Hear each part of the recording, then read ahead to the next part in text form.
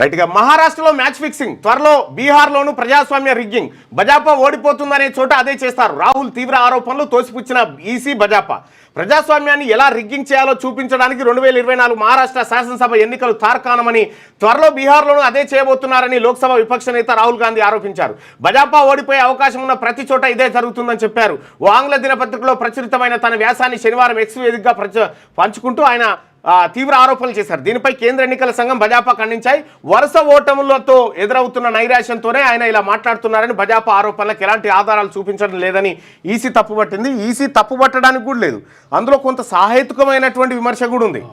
ఏంది అనంటే, మహారాష్ట్రలో ఒక గ్రామస్తులు ఇటీవల కాలంలో మాకు ఈ ఈవీఎంలు వద్దు, బ్యాలెట్ ఓటింగ్ పెడతారు. ఎందుకంటే ఆ గ్రామాన్ని ఆదరించినటువంటి ఓటేసిందే ఒక పార్టీకి, ఆ వార్డులలో వెళ్ళింది ఏమో ఇంక బీజేపీకి వెళ్ళినాయి.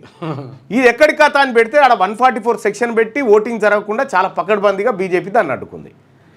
అంటే ఓటింగ్ శాతం ఇప్పుడు అంతా ఎలక్ట్రానిక్ సిస్టమే. ఇప్పుడు ఓటింగ్ అయిపోతే అర్ధ గంటలో ఎంత పోలింగో ఏం కథనో మొత్తం చెప్పొచ్చు.